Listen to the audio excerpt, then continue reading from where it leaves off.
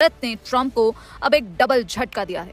पहले उर्सुला और अब कार्नी से अमेरिकी राष्ट्रपति डोनाल्ड ट्रंप को ये बड़ा झटका मिलता हुआ नजर आया है। आपको बता दें, ये ऐसे दौर में हो रहा है जब अमेरिकी राष्ट्रपति डोनाल्ड ट्रंप और कनाडा के प्रधानमंत्री कार्नी के बीच तनातनी देखने को मिली, जब कार्नी ने सीधे तौर पर कहा कि मध्यम शक्तियों को अब साथ मिलकर काम करना चाहिए, जिससे साफ था कि कनाडा अब भारत की तरफ देख रहा है, वो भी उम्मीद की नजरों से। और कनेडियन जो गवर्नमेंट है, नई लिबरल गवर्नमेंट ही है, वो चाइना के और इंडिया के बड़े करीब हो रही है। और for example, the commitment with India to work together is just one of many. European union ने ऐलान किया, उनकी सेक्रेटरी जनरल आई, उन्होंने कहा कि जी हम इंडिया के साथ ट्रेड डील करना चाह रहे हैं, जिनकी अभी तक ट्रेड डील अमेरिका के साथ फाइनलाइज नहीं हुई। India and the US were so close, इस आदमी ने सब बर्बाद कर दिया। और इस अब लेटेस्ट इसके टारगेट पे हैं आज की तारीख में कनाडा और ईरान। में कनाडा के प्रधानमंत्री मार्क कार्नी की जो आगामी भारत यात्रा की तैयारियों पर भी विशेष ध्यान दिया गया और सूत्रों के अनुसार कार्नी मार्च की शुरुआत में भारत का दौरा कर सकते हैं, जिसमें दोनों देशों के बीच आपसी सहयोग को लेकर कहा जा रहा है कई समझौते पर हस्ताक्षर हो सकते हैं। और कनेडियन पीएम मार्क कार्नी जो है वो बीजिंग दौरे पे हैं, चाइना में हैं, और उन्होंने एक लफ्ज इंट्रोड्यूस किया है, a new type of strategic partner. Canada ने ये नहीं बोला कि आपको गोल्डन डोम डालना है, नहीं डालना है। आज की तारीख में जो इनका पिटुफिक है, वहां पे आप गोल्डन डोम डाल सकते हैं according to the agreement between Denmark and the United States of America. आप देखें कि दुनिया पूरी की पूरी जो है वो इंडिया के साथ, अभी बर्तानिया ने, जो कि हमेशा से ट्रेडिशनल अलाय यूनाइटेड किंगडम को समझा जाता है अमेरिका का, उसके प्राइम मिनिस्टर ने जो है बहुत ही मेगा एम्बेसी चाइना की लंदन में जो है वो इजाजत दे दिया बनाने की। G7 में मोदी साहब को बुलाया गया। क्यों बुलाया गया? बिकॉज वो कहते हैं कि मोदी को अगर मोदी को नहीं बुलाएंगे भैया, ठीक है, तो निज़ाम कैसे चलेगा? इतनी बड़ी मार्केट है। ये मार्क कार्ने के लफ्ज हैं। ये मार्क कार्ने ने कहा कि अगर हम मोदी को नहीं बुलाएंगे तो भाई हम किधर जाएंगे? ये हमारे लिए एक चैलेंज ये है। वो this is what is said, in fact this is what he said. मैं बस रिपीट कर रहा हूँ, ये मार्क कार्ने ने कहा। अब वो अमेरिका से ताल्लुकात खराब हो रहे हैं, अमेरिका सबको टाइट कर रहा है, तो वो कह रहे हैं अच्छा अमेरिका अगर टाइट कर रहा है तो फिर क्या करें? दुनिया चौंक जाती है।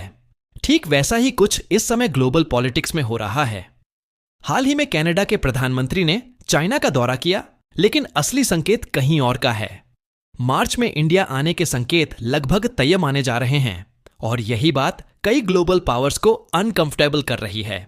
बयान साफ है, इंडिया के साथ लॉन्ग टर्म इकोनॉमिक और स्ट्रेटेजिक प्लान पर काम हो रहा है। सवाल यह नहीं कि कनाडा क्यों आ रहा है, सवाल यह है कि आखिर इंडिया आज दुनिया का सबसे भरोसेमंद ऑप्शन कैसे बन गया। यहीं से शुरू होती है असली कहानी। इंडियंस जो है वो जो फ्रेंच हो, कनेडियंस हो, वो सारे समझ रहे हैं हमें तो काम करने की जरूरत है।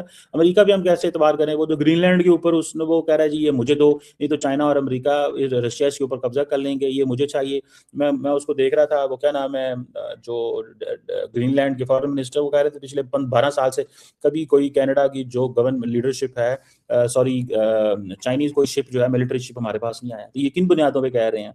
तो ये चीजें जो है बेसिकली ये तमाम वेस्टर्न कंट्रीज कह रहे हैं कि अगर तो आप हमें डरा रहे हो चाइना से, तो भाई ना डराओ। उसकी वजह ये है, और हमारे ऊपर टैरिफ लगा रहे हो, हमें मजीद चाइना के करीब कर रहे हो। तो ये फैक्टर्स हैं, these are very serious factors by the way, one can not ignore these things. और जो ट्रंप एडमिनिस्ट्रेशन है वो टाइट कर रही है सबको, वो नहीं देखती G20 के दोस्तों को, G7 के दोस्तों को, अब इसलिए इंडिया को। तो ये बेसिकली सारे मजबूर हैं, तमाम ममालिक, और मजबूर इसलिए हैं कि वो कहते हैं यार जैसे तैसे भी है, बस अब टाइम गुजारें। ये 4 साल है, अगली दफ़ा नई गवर्नमेंट आ गई, अमेरिका ने हमारे ऊपर टैरिफ लगा दिए तो हमारे लिए फाइनेंशियल प्रॉब्लम्स होगा। और कनाडा जो है उसकी बड़ी मजबूत इकोनॉमिक टाइज हैं अमेरिका के साथ में। जो 75% जो चीज़ें कनाडा बनाता है वो अमेरिका जाती हैं, ठीक है जी। कनाडा चाइना के साथ वो ताल्लुकात नहीं है, बिकॉज 2018 में अगर आपको याद हो, जो हुआवे का जो एग्जीक्यूटिव था, उनका नाम था मेंग वंजू, हुआवे का जो एग्जीक्यूटिव था, उसको कनेडियंस ने डिटेंशन कर ली थी। और फिर उन्होंने क्या किया कि 2 कनेडियंस को एस्पिनॉज चार्जेस पे पकड़ लिया था, कनेडियन चाइनीज ने। तो ये चीज़ें जो है ना वो हुई। और अब कैसे चाइना और कनाडा के ताल्लुकात दोबारा ऊपर जाएंगे? एक तरफ ट्रेड फ्रिक्शन है, बाकी चीज़ें भी हैं। अब कनाडा और फ्रांस और बाकी, अच्छा, नॉर्थर्न हेमिस्फीयर में कनाडा और बाकी जगहों में फ्रांस जो है वो जर्मनी जो है वो टेकिंग द लीड। वो समझ रहा है कि हमें we need to diversify ourselves, we need to look elsewhere as well. America के अलावा भी हमें अपनी मार्केट्स देखनी चाहिए। और ट्रंप एडमिनिस्ट्रेशन ने 35% टैरिफ लगा दिया है। जो नॉन एनर्जी इंपोर्ट्स थी कनाडा से, जिस पे कनाडा ने भी काउंटर मेजर्स दे दिए थे।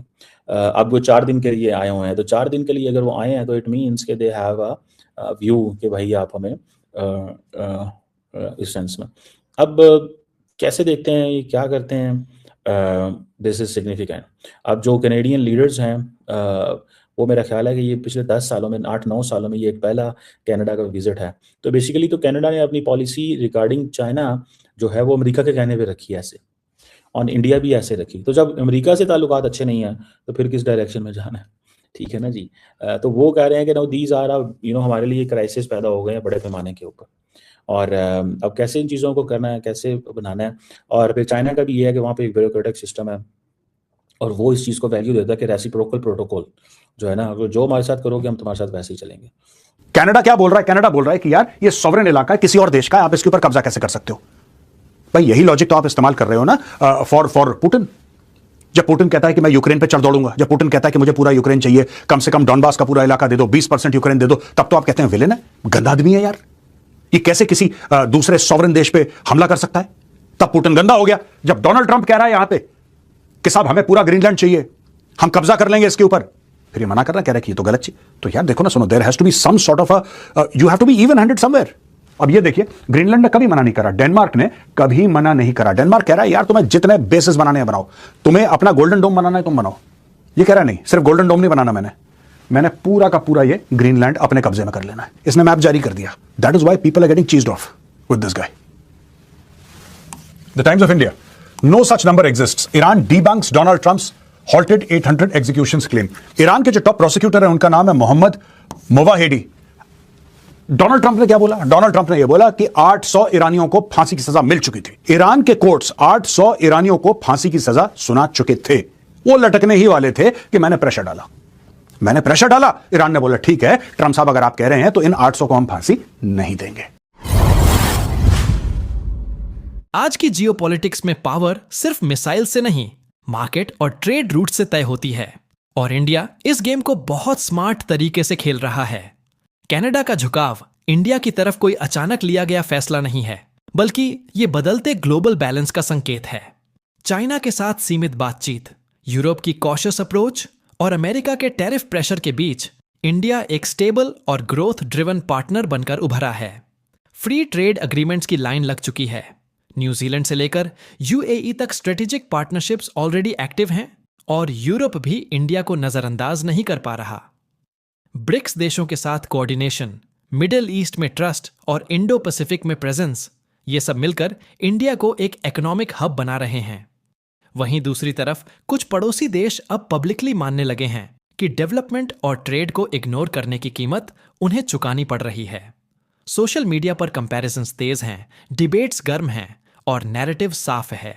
जो देश इकोनॉमी को प्रायोरिटी देता है वही ग्लोबल रिस्पेक्ट हासिल करता है। कनाडा का इंडिया की तरफ बढ़ता कदम इसी रियलिटी को कंफर्म करता है कि आने वाला दौर अलायंसेस से नहीं, अपॉर्चुनिटीज से चलेगा, और इंडिया इस रेस में सबसे आगे खड़ा दिख रहा है।